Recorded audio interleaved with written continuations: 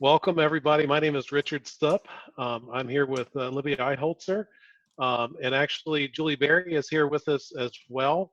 And Julie is helping to run the webinar and do some of the technology while Libby and I do the presentation. So um, I'm with Cornell's Agricultural Workforce Development Program.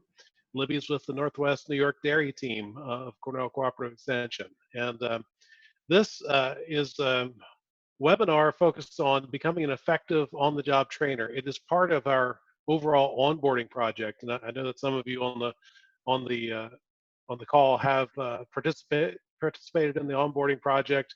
We had hoped originally to deliver this as a uh, in-person event, but given the circumstances, we've been completely stopped, of course, from doing in-person events. Uh, but we do plan once things get back to normal, hopefully in the fall, that we will do some in-person events around the state. The interesting thing about this particular workshop is that we're doing it in both English and Spanish, and obviously this is the English version. Libby will do a Spanish version this week on Thursday at noon.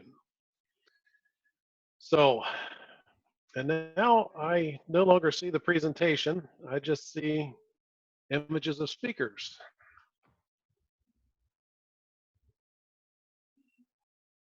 Okay, and we're having a little bit of technology difficulty here. Libby just got disconnected and she's gonna come back in a moment. And that's why the presentation disappeared, because when Libby got kicked out, the presentation disappeared. So she's back and she's on mute.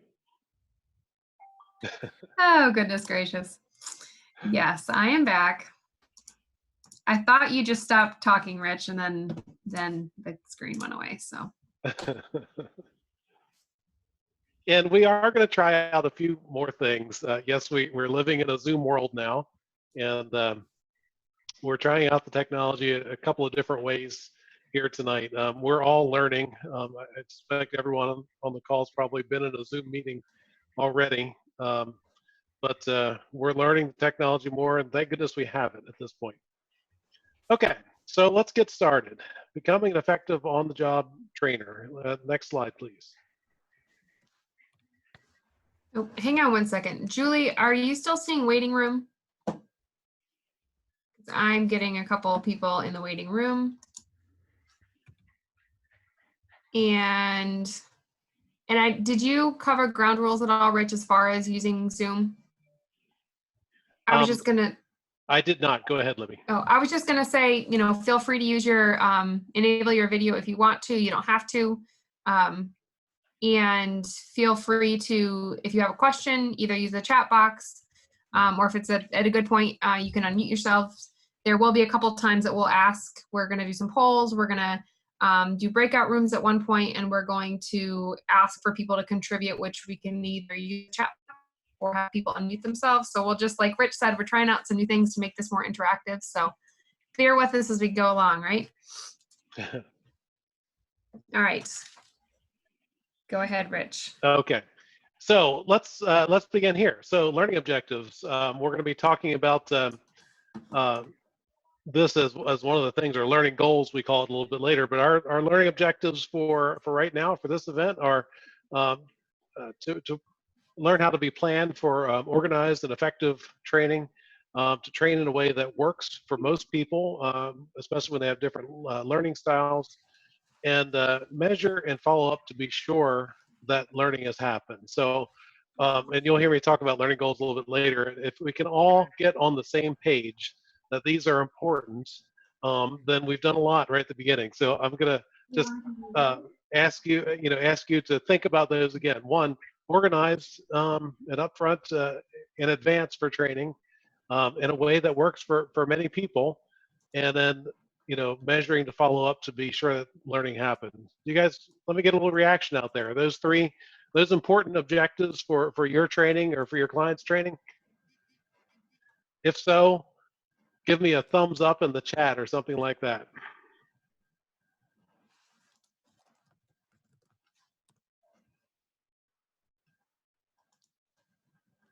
Can everyone find the chat box? That's Yeah, a good way really. to start. I got nothing on chat. Sounds good. Okay. Okay. Okay. Good. All right. There's people out there. Oh, at least I found even a thumbs up. There we go. All right. Next slide, Libby.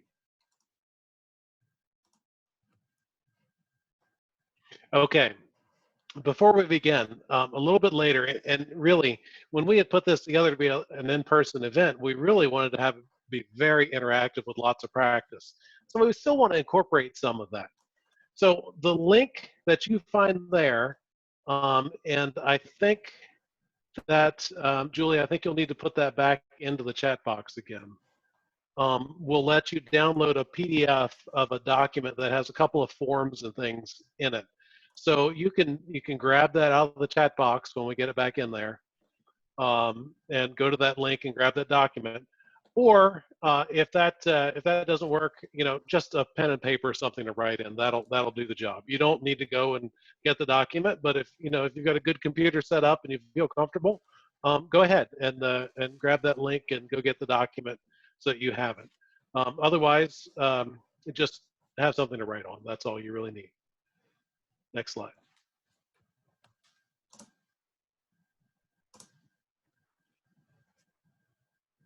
That's you, Libby. Oh, yes. All right. So again, we were going to do a really fun icebreaker in person.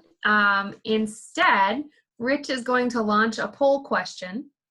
So we're going on week 5 of staying at home. I know you're all farmers, so you have been going to the farm, but probably not going out as much, not going out to dinner, going to the grocery store a lot less. So we were thinking, what are some weird things that people might have been eating recently? So you should have a poll up on your screen. Go ahead and answer. You have to pick one. So, and unfortunately, we couldn't do open-ended question. So let's see.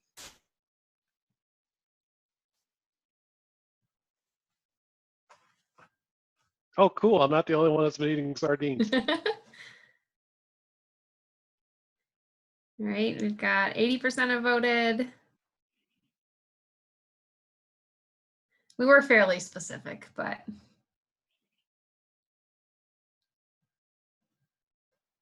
And really, we just brainstormed these answers right before the event started.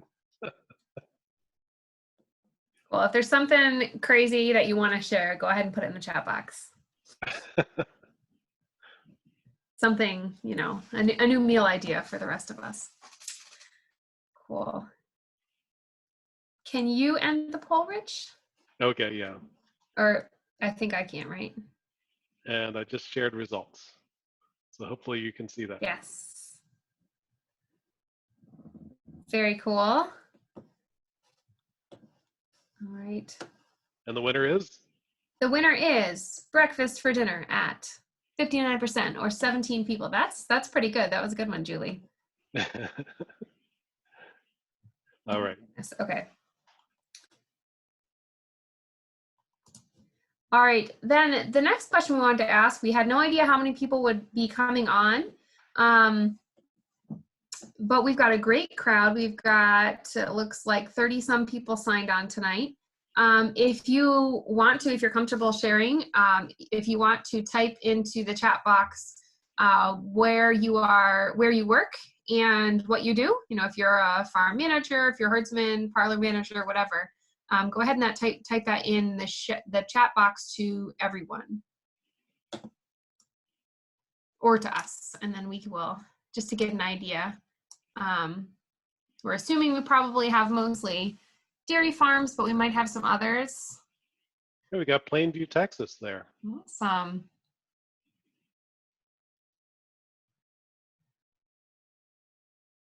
Got a vet student at Cornell, Minor Institute, Elvi Farms, Bovisink, Willow Bend Farms has 6 folks, hopefully 6 feet apart. That's right. Right? Veterinarian from Geneva, Hamdale Farms, dairy manager. Seymour, Wisconsin. Welcome. Awesome. Um, okay, Got- Vermont. We got Vermont in there. Newport, Vermont. Awesome. Another from Elvi and Mapleview Dairy, so almost Canada.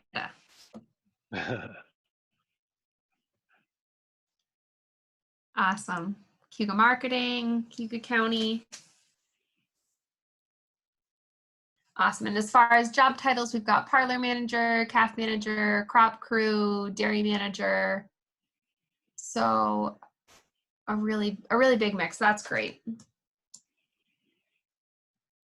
So, you know, even if you're not a manager, even if you're not working directly on a farm every day, you've absolutely trained somebody else how to do something, right? Whether it's your toddler how to make a peanut butter and jelly sandwich, or your husband to put his socks in the laundry basket, or you know, even something really simple on a farm like pushing up feed or a simple cleaning procedure, right? We've all had to train somebody at some point.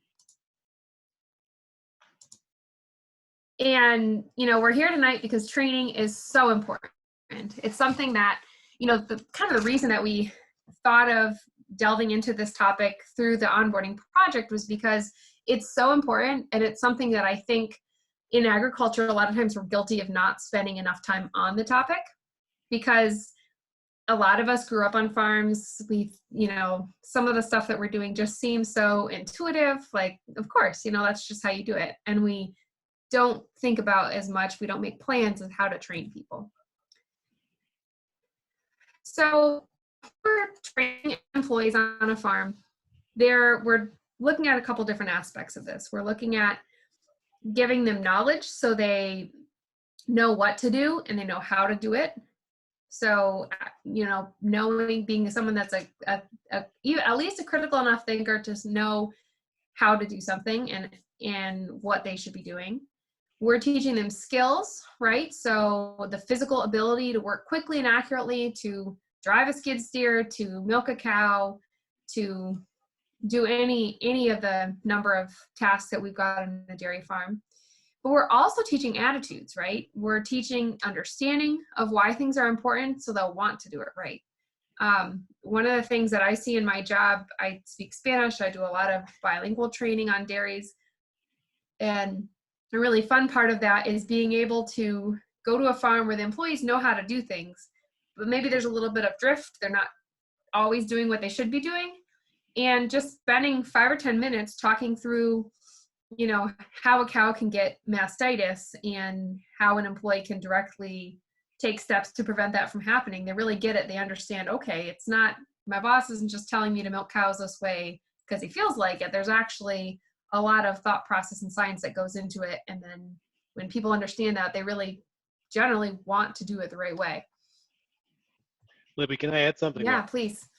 So we use that picture there in the middle of the skid litter on purpose, and that is, so most of us probably have run a skid litter before, and you know, Libby talking about knowledge, skills, and attitudes, and yeah, there's different things we can learn. And so knowledge is kind of stuff you can go to a training and learn that, and you kind of put it up there in your head, right? Whoops. Oh, We're sorry. advancing. Yep, didn't mean to. But skills, think about that skid loader. So if someone hands you the owner's manual for that skid loader and you read it, can you hop in that skid loader and be effective and safe and efficient operating that machine? No way. If you ever run a skid loader, you know it takes time to learn to develop that muscle memory and that hand-eye coordination that's required to run that machine and do it efficiently and safely. So it's not just knowledge. You might know how to do it. You might know what those controls do, but until you've had practice and you've built those skills up, you're really not going to be very good at operating that skid loader. So always keep that in mind. Just because people have learned something, they've got the knowledge of it, they may not yet have the skills. And the skill, it may take time and practice to really get to that level. And actually that goes for all three. You know, it may take time to develop knowledge, skills, or attitude. Yep. Thanks, Rich. Yep.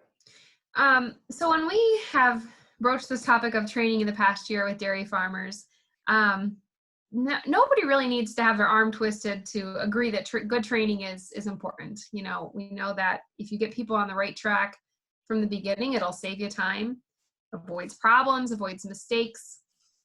Employees are going to be more confident in their work because they're not pushed to do something before they're ready. They really feel like they know how to do it before they're out doing it on their own. And in general, it makes people want to stay. They feel supported, they feel confident, and like they can be, a good member of the team, and they'll stick around longer. Anything to add there, Rich? No, I think you really captured it. A lot of benefits come from good training. So we all know that there's a cost to new employee any mistakes, right? But we were kind of brainstorming, what are some of those common new employee mistakes that cost money? So going back to that skid steer picture, right? Broken equipment, broken skid steers, broken gates, broken headlocks, broken stall loops. I'm sure at least a few people are either smiling or cringing and nodding along right now. Another one is decreased milk production, increase in somatic cell count when milking procedures are followed. So my husband's a dairy farmer, and a lot of times, well, not a lot of times, but there's been times when he's noticed, there's a new employee, and that next week there's a little change in somatic cell count, and then he says, oh, I should spend some more time with that new employee and spend some more time making sure they're following the routine. And sure enough, there was a piece or two that they weren't quite clear on and weren't following. And that, of course, there's so many different factors, but one could clearly make that assumption that somebody that doesn't quite know what they're doing could definitely affect somatic cell count. We won't go into milk price and all of that right now, but yes, it can have a real cost to the farm. Milking a treated cow into a tank. This is a classic one too, right? If employees don't know how to identify that treated cow, if cows get mixed up, a treated cow gets out of the treated group into another group, isn't identified correctly, that's a real expensive one. If someone's not trained real clearly how to tube a calf, or they don't really understand how they can see the outside, they don't understand what's going on inside, don't understand how easy it is to make a mistake for the calf to aspirate milk and die, that's a real cost. What are some other ones that you guys can think of? Go ahead in the chat box and tell us something. Doesn't have to be personal experience, but something that you could see a new employee making a mistake that would cause the farm cost the farm money. Got a picture up here that could be used as a little brainstorm for you.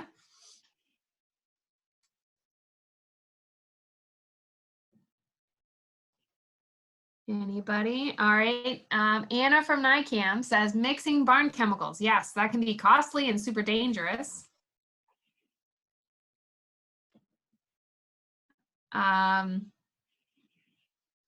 Forgetting to turn the cooler on before milk, getting warm milk, having to dump a tank, or turning it on too soon, getting frozen milk. Our vet's saying giving the wrong medication, leading to really long withdrawal times. Yep.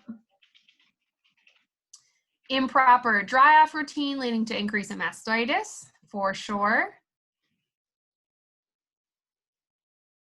We've got another farmer saying cow or people injuries due to poor cow handling. Yep.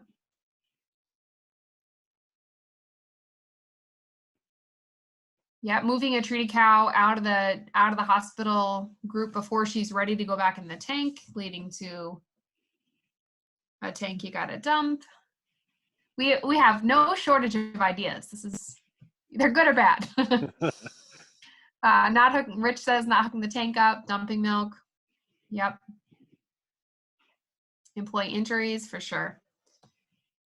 Yeah, and I think a lot of these things are things that, as someone that's been on the farm a long time, you assume a certain level of common sense, or even if it's a new employee to dairy, certainly, but even if it's an employee that's worked on a farm for many years, every farm's a little different. People do things a little different, and we gotta make sure that we're making everything really clear from day one. Yeah, and that you said a key point there, Libby, that assume, we just assume that people have this level of knowledge. And the fact is that if we've been working there for a while, we're an expert now. And we need to get all the way back to where that new person is so that we can really train. Yeah. And then the other idea that I had with this picture is just not understanding, not pushing up feed as often as it needs to be pushed up.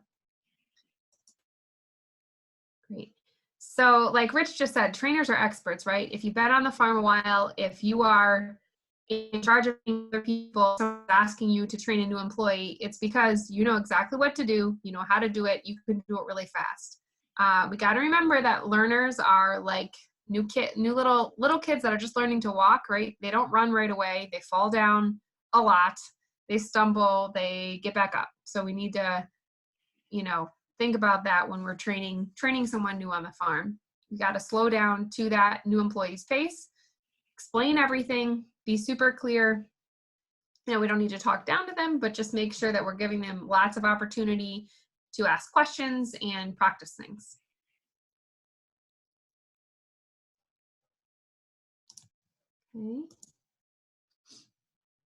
Okay. So Okay, go ahead. Oh, sorry. Yeah, no, this is your slide, sorry. Okay, so let's talk about this a little bit. So were you ever badly trained for a job? Because we're thinking here a little bit about the consequences besides just poor performance and the cost that we were talking about in the last slide or two.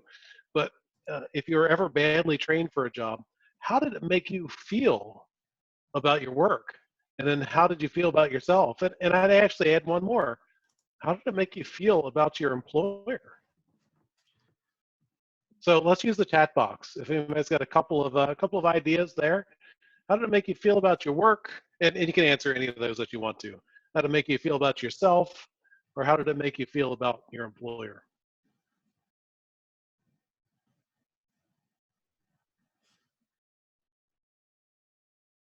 I saw resentful come in there, absolutely.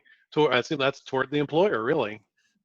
Frustrated, and that is a super common experience there. Just frustrated because you just can't perform. Everybody wants to do a good job. But when you haven't had the training you need, you just can't do it. Makes work more stressful. Am I doing this right? Yes. Okay. So if Matt is asking, are you putting the text in right? Yes, you are. But yeah, I think you're also saying, hey, am I doing this right? It's more stressful for me because I'm not sure if I'm doing this right. Discouraged, disengaged. Oh yeah, discouraged, disengaged. So that whole idea of I'm not as engaged as an employee as I could be. They just haven't been trained because I'm frustrated and discouraged. Nervous about making a mistake or getting hurt. Yeah, that's true. The other part is about getting hurt. If you don't know how to do the training, you haven't been well trained, and you haven't gotten the safety training, you might be scared or justifiably nervous about getting hurt, for sure. So it's not just, we want our employees to have a good experience. Remember at the beginning, we talked about this program being part of the onboarding program. This is a huge part of onboarding a new employee, is helping them to learn the knowledge, skills, attitudes that they need in order to be successful going down the road. And if we do a poor job with it, we don't take it seriously, if we don't give it the time that it needs, then employees are going to be, yes, less able to perform, but they're also going to be frustrated, they're going to be feeling bad about themselves, and they're going to be less engaged than what they could have been. Let's go to the next slide. Oh, sorry. Okay, let's talk a little bit about learning styles. So people learn in all different ways, and we're just going to do a brief summary of one way of looking at people's different learning styles. Next slide. Okay, one way of looking at styles is this way. So visual, auditory, kinesthetic, or hands-on, and essentially we'll call it reading and writing. But some people tend to learn very well by seeing something and seeing it done, or looking at pictures of it done, or watching a video. Essentially, these people learn well visually, and so they're visual learners. And so we want to incorporate opportunities for visual learning before into our training programs. It doesn't mean that they can't learn the other ways, but they prefer that visual learning style. Some people are more of an auditory learning style. So think about this: someone that's, if someone's a visual learner and they're in a classroom somewhere trying to learn, and the teacher only uses lecture, just talking, just the auditory style, they're going to struggle. And it's not because they're dumb or they can't learn well or anything like that. It's just because the teacher is trying to use all the auditory learning style and they're a visual learner. So, but then some people are more of that auditory. They like to hear. They like to hear someone tell them or talk to them about. They want to hear recording. They just want to learn through hearing. Reading and writing. Some people need to see it written down. They need to read about it. They need to be able to take some time, look at the words written down, and be able to kind of absorb what's happening there. I don't know. I mean, you'll find all these types of learning styles on farms and in different settings, but I would think that you would see more of the reading and writing in more of like an academic setting or something like that, rather than in the farm setting. I think in the farm setting, you're going to see more of the visual, auditory, and definitely that fourth one that I want to get to, which is the kinesthetic. Kinesthetic, it means a couple of things, but the easiest way to think about it is that it's hands-on, tactile. People like to learn by getting their hands in there and actually doing it. Now, I suspect that some of you at some point have gotten either a kid's toy that you need to put together at Christmas time, or it's that new piece of furniture that came all in this box and you got to put it together. And you know that some of you pulled all those parts out and you pulled the directions out and you immediately threw the directions aside and plunged right into putting that thing together. So in that case, Libby, which learning style do you think that person is that threw the directions aside and jumped right into putting it together? I would say hands-on. I'd say that's the hands-on learning style. And I suspect that there's more than one of you out there on our call right now that fit that model. The other aspect of that kinesthetic, sometimes with that, this is a little bit more complex part of it, but sometimes those folks have trouble seeing parts of the whole. They need to kind of see it all come together before they really understand it. Whereas some of the other folks, want to learn in more of a sequential style. And I think that's more the reading and writing style. A lot of times they like to see things in a sequential type of pattern. But there's not a whole lot we can do. We don't know what people's learning style is before they come to work for us. If they know, we can talk with them about it and try to interact with them, and they ask them while we're training, which parts work for them and which parts don't work so well. But what I encourage you to do is try to incorporate all four styles into your training and into your planning for training. And we're going to look at that later on with a technique that incorporates multiple styles into that. But keep in mind, so if your style for teaching a new milker is to simply bring them in there and show them what's going on and expect them to get started, keep in mind that that doesn't leave much room for someone that's more of a reading style. If we want to just show someone a written down standard operating procedure and not spend time with them on training, then that doesn't really accommodate much for someone that's more of an auditory style. So just plan to build a variety of these four different styles into your training as much as possible. And some people are going to use one part of that training more and depend on one part more. The other thing that's important these days is things like visuals. Those are really helpful, or I'm sorry, I don't mean visuals, I mean recordings, videos is what I mean. So a lot of times that can be extremely helpful to add to our training. Next.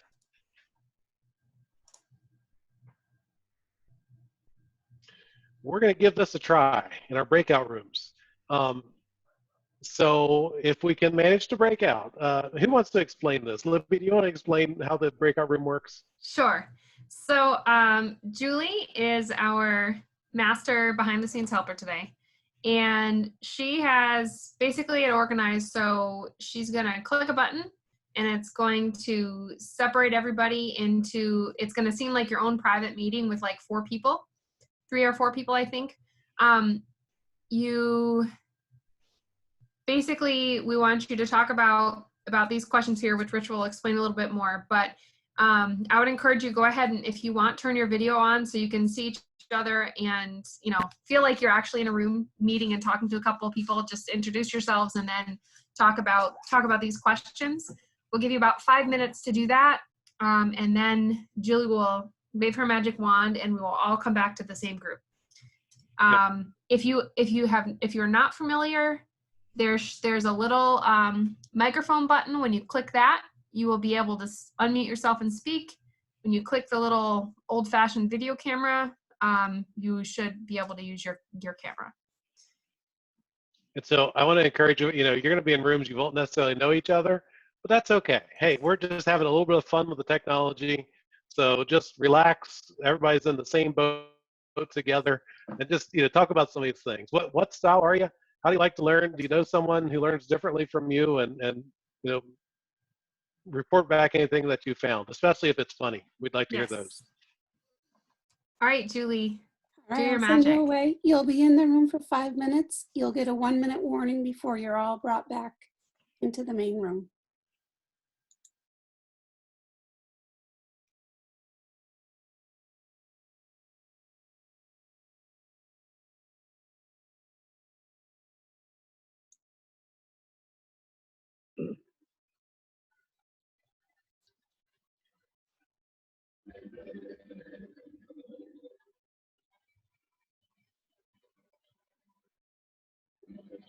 Okay, I'm not sure who's in my group. Are you? I guess I am. Lori's in your group.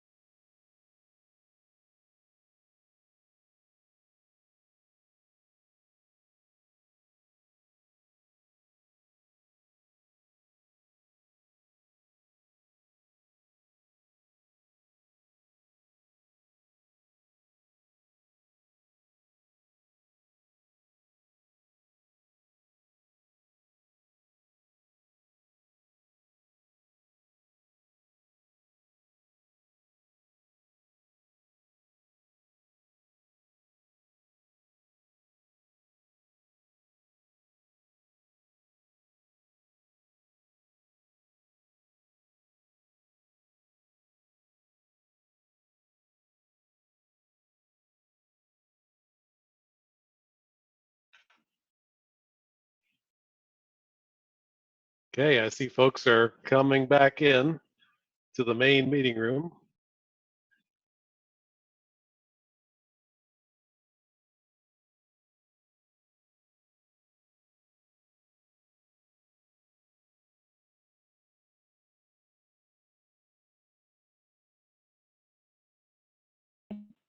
Yes.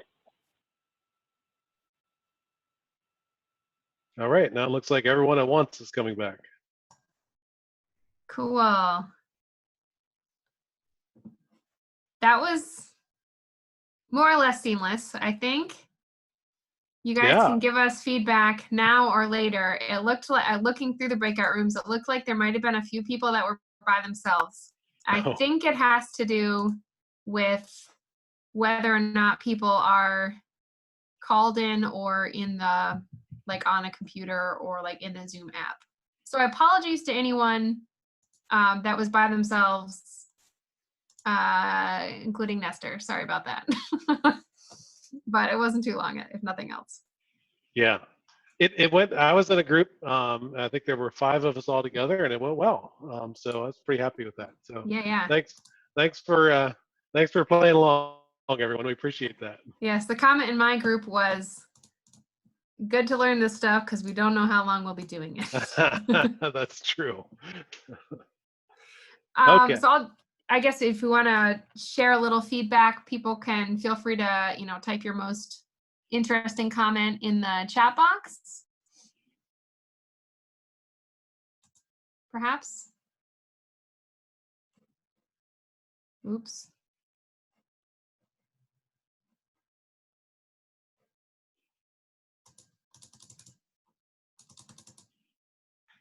Can you hear me? Yeah.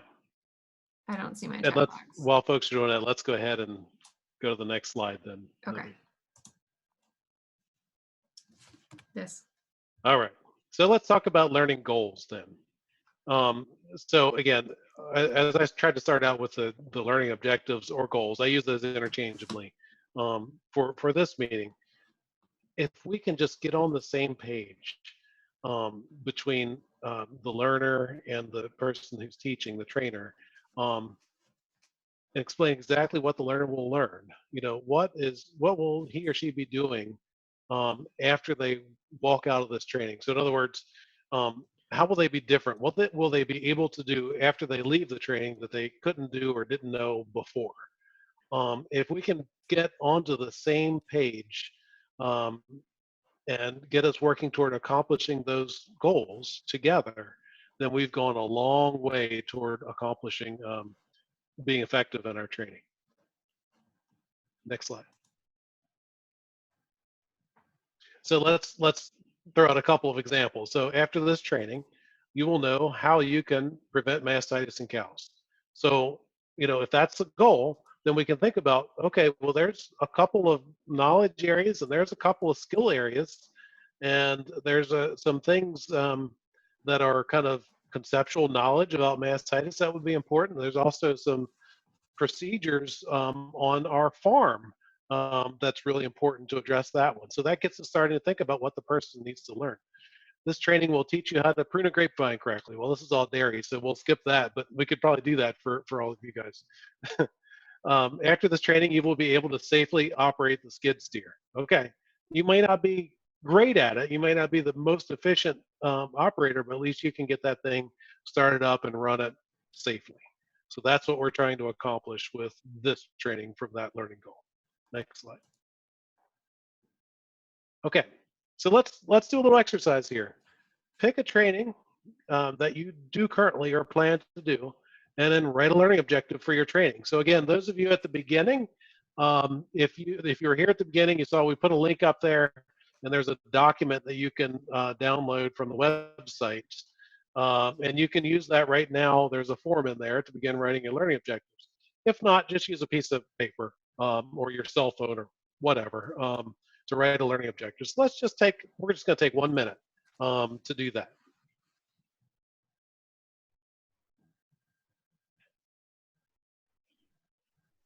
Just think about something that is a training that's important to you that you'd like to further develop, and write a learning objective for it.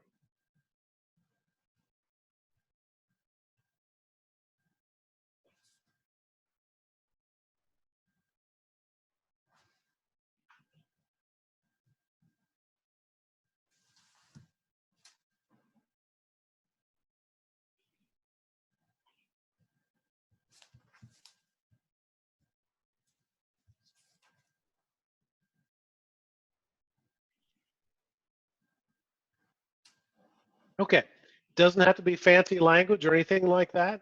You know, if anyone would like to share, we're not going to take the time for this with the meeting, but if you want to share, type it right into the chat box, and I'll just watch that, and if anybody puts one in there, I'll refer back to it. But let's go ahead, Libby. The next step then would be planning for training. Let's go ahead. So, as I said before, you know, sometimes there's other tools out there like standard operating procedures, and lots of dairies today have SOPs in place. Um, so we want to think about those things and bring them into the training as much as possible. Um, Sometimes I teach a workshop on writing standard operating procedures, and in that workshop, I always make the point that SOPs don't replace training, and training doesn't replace SOPs. They go together. You need both. But the purpose of SOPs is to make your expectations super clear.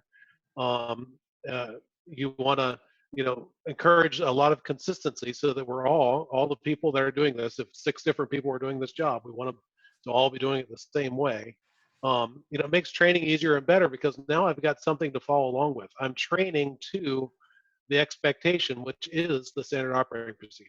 So that's, but you know, my training might include more. You know, often the standard operating procedure doesn't include a whole lot of information about why we do things the way we do them. And sometimes it doesn't include the real fine details. But it does include the main steps. And in this case, this is one with a farm that I worked with on setting up the milking parlor, setting up for milking in the parlor. And you know, this is very farm specific on every different dairy farm. And in this case, we just went around, took pictures as he set up the parlor, and then we put words to those pictures. That makes it a whole lot easier to find those parts and pieces and to know what they need to do.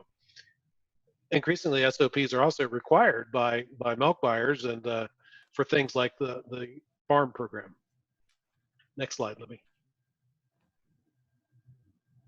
Okay, so in our planning, if you were able to download that document, you'll find a chart, which is what you see on the screen in front of you. Now, this one is already filled out as an example, but what we've done is just pulled this together as one page to help you sit down in a simple and straightforward way to think through this particular training that you're putting together for your employees. And so obviously training plan and date, and then the learning goals, what we just talked about there.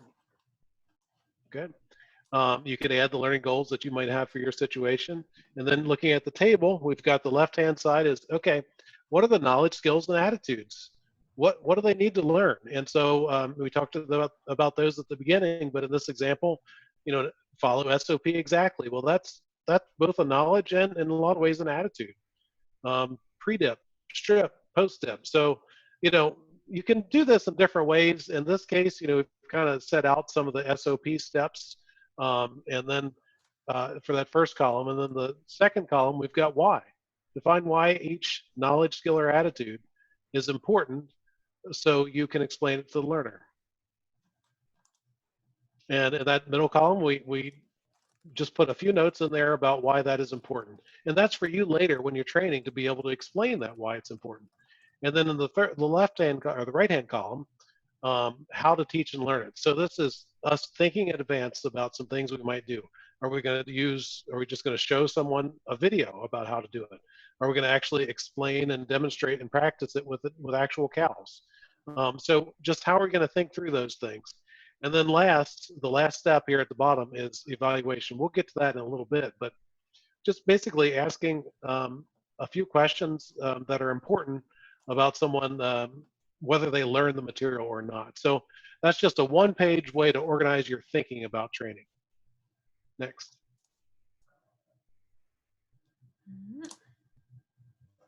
We have people popping in the waiting room and joining in here, so we keep adding them in. Okay, let's do a little activity. So using that chart, or if you don't have one, just use a piece of paper, but write the name of your plan, a learning goal, and you can use the learning goal you started before. Write some knowledge, skills, attitudes that a person might need. why the knowledge, skills, and attitudes are important, and how you'll teach them. So let's take about 10 minutes to work on that.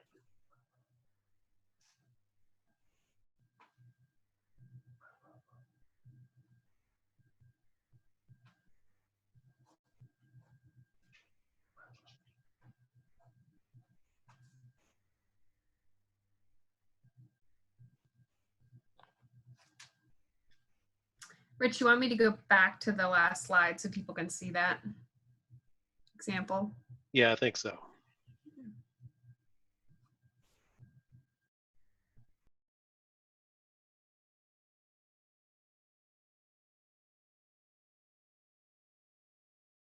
I think in the interest of time, we'll probably use more like 5 to 7 minutes rather than 10. Yes, that sounds good.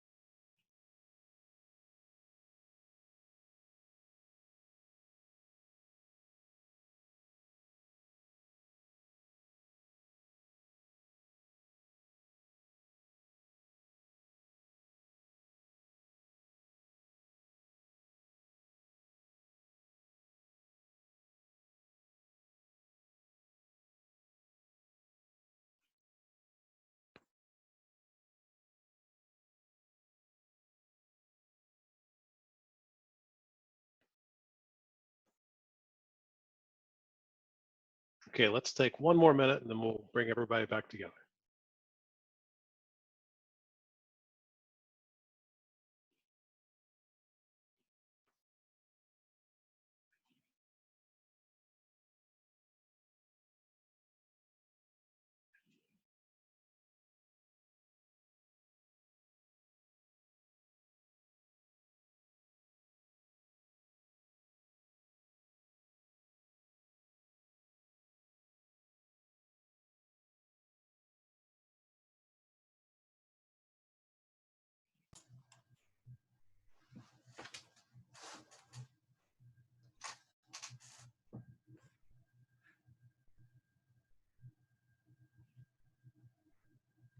Okay, now you won't have had time, of course, to fill out that training plan altogether, but I do encourage you to go and download that the PDF that we mentioned that Julie's provided the link to, and use this as a tool to plan your training, just to organize your thoughts and make sure you're ready before that learner shows up for training.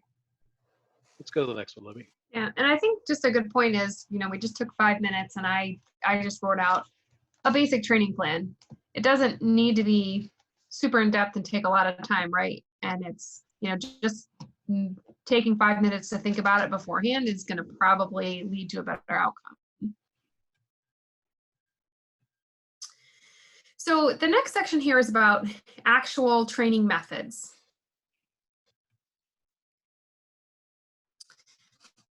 So one thing that think comes up pretty often on farms is that we choose the person to train other people because they're good at it, right? You know, you look at your parlor staff and you say, okay, we've got a new guy. Who am I going to use to train him? Going to use this guy because he's really good at milking cows. But just because he's good at milking cows does not mean that he's a good people person or like that he has any skills in training other people. So I think it's important that we identify the skill of training and not just the skill of doing a job when we choose people to do the training. It's also really a good idea to have supervisors somehow involved in training. You know, maybe somebody else is doing most of the talking, but if the supervisor, at the bare minimum, they should be, you know, at some point introducing the fact that this person is going to be training them on how to do things. I think that just creates more buy-in for both the trainee and the trainer so that they get the respect, and it just sets people up for more success. Like we've already talked about, and at least in my breakout room, everyone said at least some level of hands-on activities. You know, with Extension, we do a lot of classroom trainings and now Zoom trainings, but I really love being able to go into the maternity area or actually do something hands-on because it just relates so much more to people's day-to-day work, and they're gonna learn things much better, I think. Like we just mentioned, doing some planning in advance, even if it's 5 minutes, taking a couple notes on your cell phone or on a piece of paper, that's gonna definitely lead to more success because you've made a concerted effort to think of what you want the person to learn, if nothing else. And coming up with the time to do the training is really important because, you know, another thing we see a lot is that people just kind of get thrown in to do a job, learn on the job because we're shorthanded or we don't have a lot of time. But that, you know, going back to what we said in the beginning, if you don't really get trained very well, it can have all kinds of negative consequences. So we want to make sure that training is a part of onboarding a new employee or training someone to do a new task. Anything to add, Rich? No, I think you got it. So this next slide is actually, did you come up with this yourself, Rich, or is this Oh, something that you have? Tell Show Do Okay. Review has been around forever. Well, Rich is a big proponent of it, which is where I learned about it. So, and it's really, I mean, it's really quite simple if you think about it, but I like this graphic. So the idea is that when you're training someone, start out by first telling them what to do. So telling them what the procedure is, why the steps are important. So the most basic example entry-level position often is milking. So talking through the different steps of bringing the cow into the parlor, cleaning the teats, etc., and why those steps are important. And, you know, doing that first, then actually showing them how to do it, you know, so it's important to dip the teats, but then we're going to actually show them you want full coverage on all sides of the teat, you know, show them, emphasize what the key points are. After you've told them, you've showed them, let the person do it themselves, see if, so that they can, you know, gain some confidence. And then after they've gone through the steps, review with them, see, okay, are they doing things right? If they are, praise them, tell them to keep doing the same thing. If they made some kind of a mistake in there, still praise them for the things that they did right, but correct the things that they did incorrectly, going back to the beginning through the tell, show, do, review model. And you can just, Livy, real briefly back there, cycle right around. You just cycle right around until person has it, and it's okay. You would expect to go through there at least twice with a new person. You know, it might be a couple of times around. So now we're gonna demonstrate, aren't we? Yes, I'm gonna get some props. Okay. Now, then, folks, this is brand new, untried, and we'll do our best here. So we're not going to go through the whole training plan, but if we had you in a room together, we would ask for a couple volunteers who've never set a mousetrap before.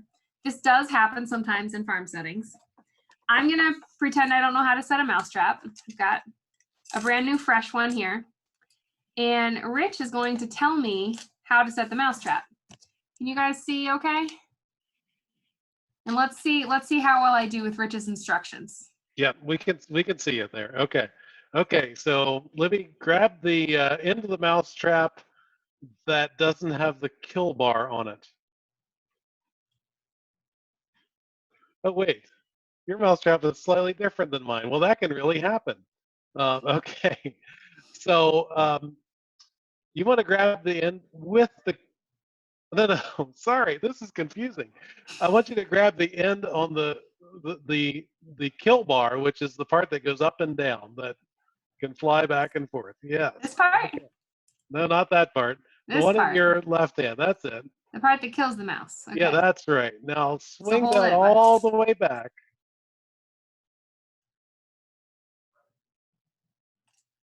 Libby, can you stop screen sharing so we can see both of you? Aha, yes. Oh, that's right. Now can you see both? No, I still see Um, your screen. No, you need to stop screen sharing. I think he just went I have out of to not presentation minimize. mode. Oh my goodness. Okay, now? Yeah, that's it. Okay. Okay, now I can see you much better. Okay, Okay, it's bigger. I just want to make sure that you hold on. I think your right hand is on. Hold that end. Hold on to the mousetrap with your right hand. The base of the mousetrap. See, what I don't want you to be doing is holding that end where the bait side is, because Want me it's to going to hold snap this your end? fingers then. There we go. Yeah. Okay. So now, while holding that, use your other hand to swing the kill bar back.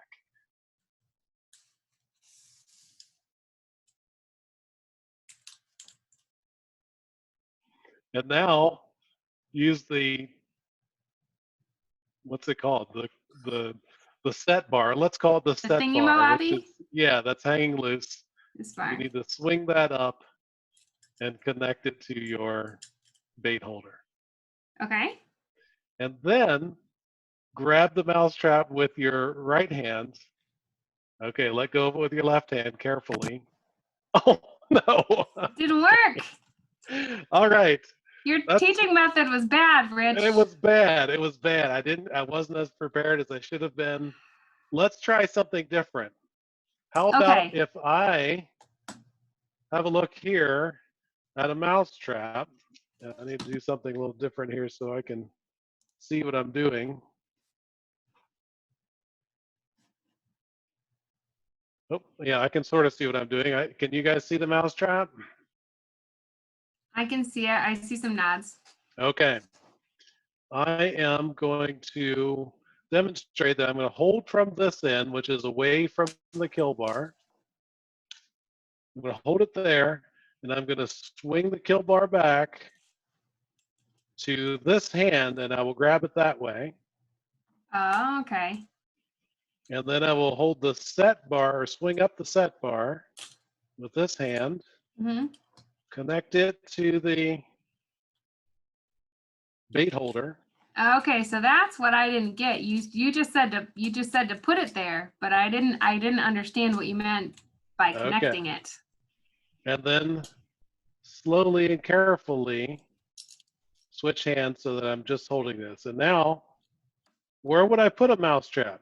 I might continue my training to say good places to put a mousetrap and things like that. Oh, perfect. You got it. Okay, I'm going to carefully set this down out of the way then, and gladly I didn't snap my fingers yet. Perfect. Okay. All right, folks, that was a fun demonstration. And I can tell you, it's even more fun if we're in person, because we give each of you those mouse traps, and about half of you would snap your fingers in them. But what we have found is about, in the last couple of times I've used that, about half the people have set an old-fashioned mousetrap like that, and about the other half have never set an old-fashioned mousetrap. So there is a skill to learning that. But anyway, you can see that the first time I wasn't well prepared, and I was talking Libby through that verbally, and it really didn't go well. But when I was showing her, just introducing that visual aspect, then it went a little bit more smoothly. So that was okay. Hopefully that worked. Give us feedback on whether it did or not. So, I think we'll go to the next slide. Yeah. Libby. Yeah, so just a couple things that I've seen when I've done that demonstration. Most recently, I did it with a bunch of CSA farmers in Massachusetts, and most of them are not in a mousetrap. But some of the things that people mentioned were, you know, I didn't have the right, like the right language. Like I know how to connect the PTO on the tractor, but like I didn't know how to explain it to someone else.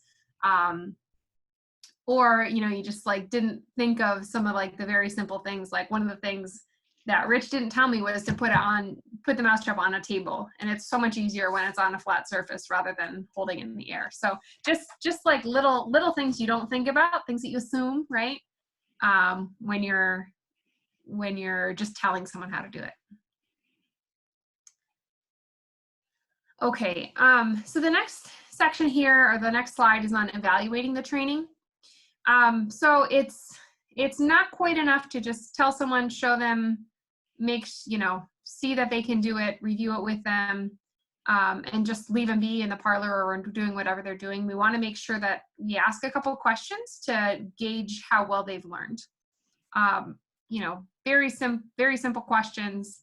Did they know the correct answers? You know, if not, why did you forget to tell them? Did they not learn well the way that you tried to teach them?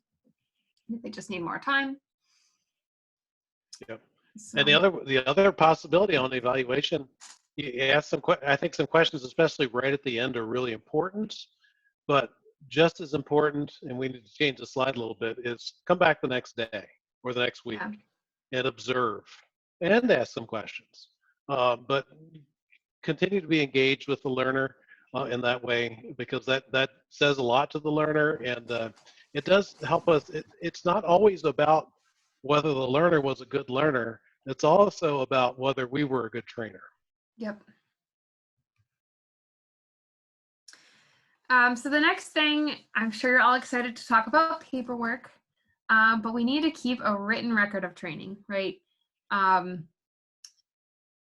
Certainly there's some training that we have to keep track of for OSHA, for safety, for the farm program, or whatever your milk co-op calls it, for animal handling, that kind of thing.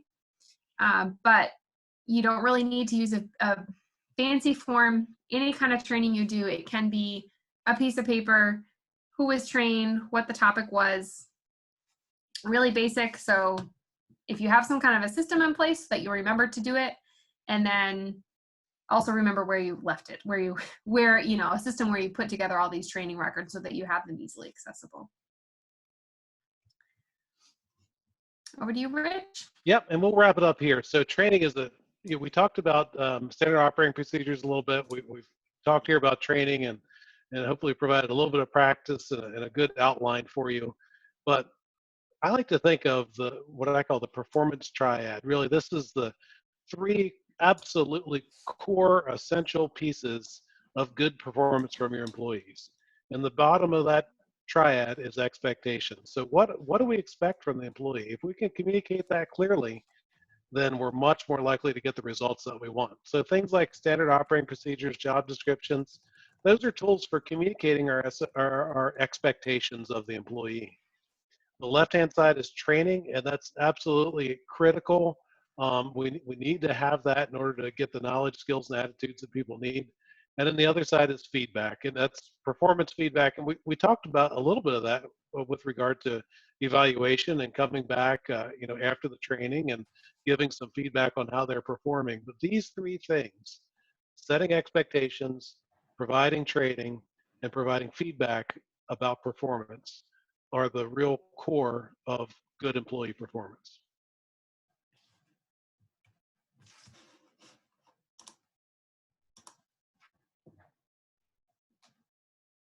Okay, let's wrap it up there. So again, training is so important. I think you can do a much better job if you do a little bit of planning in advance. You don't have to have a degree in instructional systems design, which that is a degree, to do this. Use that one-page document, and you can get yourself a lot more organized. And share it with others at your farm that do training. Use Tell, Show, Do, Review. Again, simple to remember, but it's really about as close to surefire as you're going to find. It works. It's been proven to work in the research and in the workplace for years and years. Take some time to evaluate your training to make sure that it's being effective. And let's wrap up there. Thank you for your time. What questions or comments do we have out there? Can we certainly look at the chat box, but I don't know, should we open up and let people ask verbal questions if they'd like? I think we have a small enough group to do that. Yeah, I would say, I think we need to, I'm not sure if you can unmute yourself, but you can write something in the chat box and we can unmute you if you can't to expand. The only other thing, Rich, I wanted to give a reminder that on Thursday at noon, we're doing the same training in Spanish. So if you have any employees that speak Spanish on your farm that are involved in training, please do think about having them join this training on Thursday. Caitlin, looks like you took your mute off. Did you have a question or comment? Not specifically, but I was waiting for inspiration. Great. I think A folks, good you can just press that microphone looking button and that'll take you off mute if you have a question. Yep. Or comment.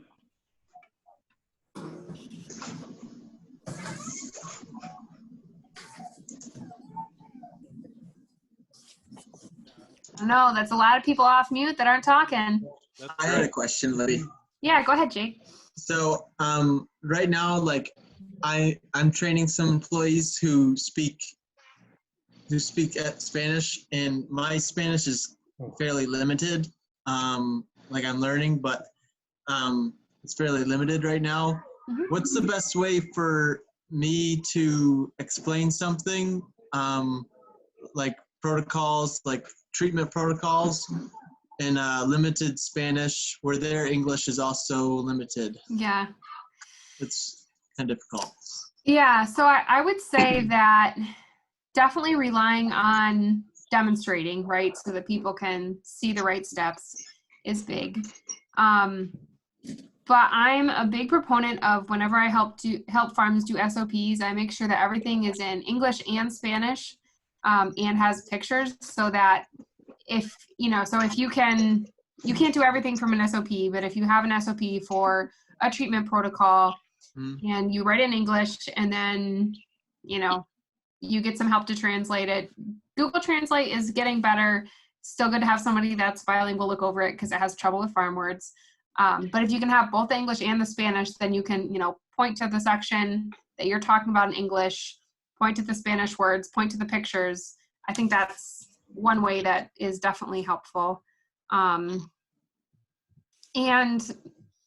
so, I mean, I've been studying Spanish since a long time. And I was definitely in your very place working on my family's farm, interning on farms in college, where I was working with employees that we both had limited common language. And I know I was more of like a coworker in some spaces, and it's a little harder if you're a supervisor. But trying to like cultivate a camaraderie where they're comfortable correcting your Spanish and you're comfortable correcting their English, so that you can both learn from each other. I think that goes a long way. Also, in just having the person you're training feel comfortable saying when they don't understand. Okay, thanks. Yeah, sure. I don't know if anyone else has advice there. Please speak up. Well, I guess I have one comment on that, Libby. Yeah, thanks, Bob. Go ahead. I do think oftentimes, at least with myself, it might not be the best at showing while we're training. We tell people things and think they understand, so that almost creates a situation where you have to do more showing. So it actually can improve the training sometimes. Yeah. That's a good point. So it's not a handicap, it is a strength. There was a question in the chat box that says, how long is it acceptable to train a milker? And I'll take a stab at that. I'm curious what others might say too. But so, depending on the complexity of a job, it should take less time. So, I would say relative to a milker, it should it should take longer to train a herdsman, for example. That herdsman job is going to be more complex, there's just more to it than what the milker job is. So in the onboarding project, we set, the goal is to have everyone 100% up to speed, especially for frontline jobs like milkers, in 1 month. I think that's entirely achievable for most folks. They may not be the absolute best milker you have, but they should be certainly up to standard performance expectations inside of a month. For most employees, hopefully it's actually a little bit quicker than that. But this is what we would shoot for in that respect. So people are going to learn at different rates, though. So keep that in mind. Some people might be really good and worth taking the time, but it might take them longer to learn than someone else. Other people that learn really, really fast, sometimes they also get bored really fast.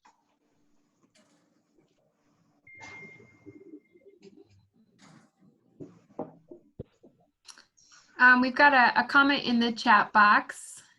I believe positive comments and praise for the things they did right are important during training. Helps them build confidence and makes them comfortable to ask questions. Definitely.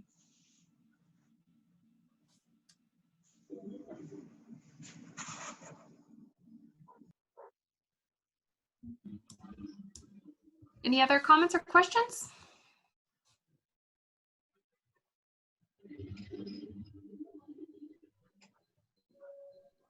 Well, that was helpful.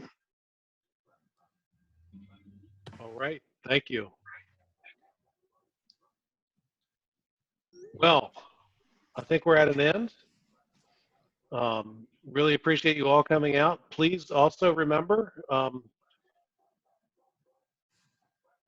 Thursday, right, Libby? Yep, Thursday at noon. Yep, Mm-hmm. Thursday at noon will be the Spanish language version of this training. So if you have trainers, and they don't need to be supervisors, we know that on a lot of farms there are people who are doing a lot of training who aren't necessarily supervisors, but they've got that responsibility to train.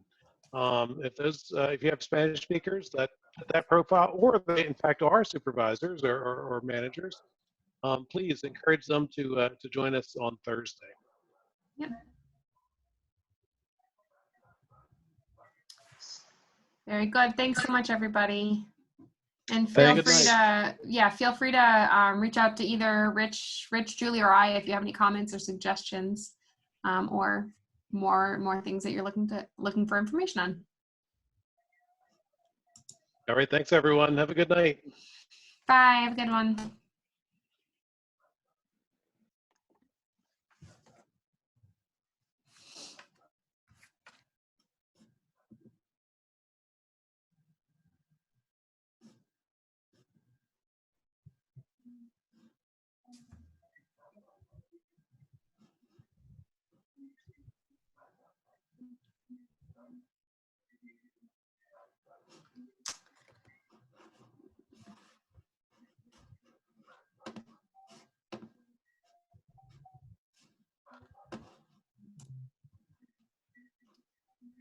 All right, I'm gonna stop recording. Stop.